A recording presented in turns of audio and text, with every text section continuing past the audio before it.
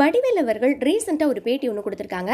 அதுல ராஜ்கிரண் பத்தி சொல்லும்போது அவர் தான் எனக்கு கடவுள் அப்படின்னு சொல்லியிருக்கிறாரு. இதை பத்தி தான் நாம இன்னைக்கு இந்த வீடியோல பார்க்க போறோம். வாங்க வீடியோக்குள்ள போய் பார்க்கலாம். தமிழ் சினிமால தவிர்க்கவே முடியாத ஒரு காமெடி நடிகர் அப்படின்னு சொன்னா வடிவேலு அப்படின்னு சொல்லலாம். அவருடைய காமெடி இல்லாம ஒரு நாளை கூட நம்மள கடந்து போக முடியாது. அந்த அளவுக்கு நம்மளுடைய நாட்கள்ல கண்டிப்பா ஒரு தடவையாவது அவரோட ஜோக்கை நம்ம பாக்குற மாதிரி இருக்கும். ராஜ்கிரனால தான் இவர் சினிமாவுக்கு வந்திருக்கிறாரு. ஆனா இன்னைக்கு அவர் இருக்கக்கூடிய உயரமே வேற. அதுக்கு அவருடைய திறமை தான் முக்கியமான காரணம். ஏன்னா நடிக்க வந்த ஆரம்ப காலகட்டங்கள்ல எந்த ஒரு ஈகோவுமே இல்லாம நடிச்சாரு. கவுண்டமணி, செந்தில், விவேக் அப்படின்னு எல்லார் கூடயும் சேர்ந்தும் நடிச்சாரு. அதுலயும் அவருடைய சக்சஸ்க்கு முக்கியமான காரணம் அப்படின்னு சொன்னா அவருடைய பாடி லாங்குவேஜ். நகைச்சுவையில மட்டும் அவரை வல்லவர்னு சொல்ல முடியாது. ஒரு கேரக்டர் ஆர்டிஸ்டாவும் தன்னை வலுப்படுத்திக்கிட்டாரு. அவருடைய நகைச்சுவையா இருந்தாலும் சரி, மத்தவங்கள எந்த விதத்திலையும் கேலி பண்ண மாட்டாரு. தன்னை தானே தாழ்த்திக்கிட்டு நடிக்கக்கூடிய ஒரு நடிகர். அதுதான் அவரை அடுத்த கட்டத்துக்கும் கொண்டு போச்சு. அதுக்கப்புறம் விஜயகாந்த் அவர்களை எதுக்குறேன் அப்படின்னு சொல்லிட்டு அரசியல்ல குதிச்சாரு. அவரை எதிர்த்து நிறைய அரசியல் மேடைகள்லயும் பேச ஆரம்பிச்சாரு. இதுதான் உச்சத்துல இருந்த அவரை கீழே விழ வச்சுது.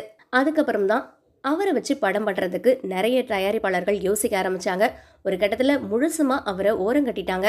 இருந்தாலும் அவருடைய காமெடிகள் இன்னைக்கும் டிவி அண்ட் மொபைல் எல்லாத்துலயுமே வந்துட்டு இருக்குது. இந்த பிரச்சனைகள்லாம் இப்ப முடிஞ்சு இப்ப நாய்சேகர் ரிட்டர்ன்ஸ் அப்படின்ற படத்துல ரீஎன்ட்ரி கொடுத்தாரு. அவருக்கு அந்த படம் சரியா ஓடல. இருந்தாலும் அதை தொடர்ந்து மாரி செல்வராஜ் அவருடைய டைரக்ஷன்ல நடிச்ச மாமன்னன் படம் அவருக்கு நல்ல பேரை பெற்று கொடுத்துச்சு. அடுத்துதான் அவரு மாரிசன், கேங்கர்ஸ் படங்கள்ல நடிச்சு வந்துட்டு இருக்காரு. இந்த நிலையில ஒரு தனியார் யூடியூப் சேனலுக்கு வடிவேலு பேட்டி கொடுத்திருக்காரு. அந்த பேட்டியில அவர் சொல்லும் போது, ஒரு தடவை எங்க ஊருக்கு கல்யாணத்துக்காக ராஜ்கிரண் அவர்கள் வந்திருந்தாரு. அவரை கூட்டிட்டு வந்தவரும் என்னுடைய தம்பியும் நண்பர்கள். அதனால என் தம்பி அந்த நண்பர்கிட்ட சொல்லியிருக்கிறாரு. நானும் போய் ராஜ்கிரண் அவர்களோட பேசிட்டு இருந்தேன்.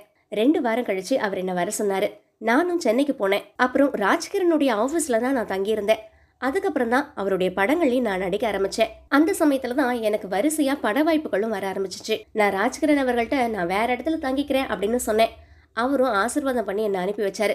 நான் சென்னைக்கு வரப்போ நல்ல ட்ரெஸ்ஸோடு தான் வந்தேன். ட்ரெஸ் எல்லாம் இல்லாமல்லாம் வரல. ராஜ்கிரண் எனக்கு துணி எடுத்து கொடுத்தாரு அப்படின்லாம் சொல்றாங்க. ஆனா ஒண்ணு, சினிமாவை பொறுத்த வரைக்கும் அவர் தான் என்னுடைய கடவுள் அப்படின்னு சொல்லி அந்த பேட்டியை முடிச்சிருக்காரு. இந்த மாதிரி சினியன் அரசியல் அப்டேட்டை உடனே தெரிஞ்சுக்கணும்னா செம மீடியாவை சப்ஸ்கிரைப் பண்ணிடுங்க.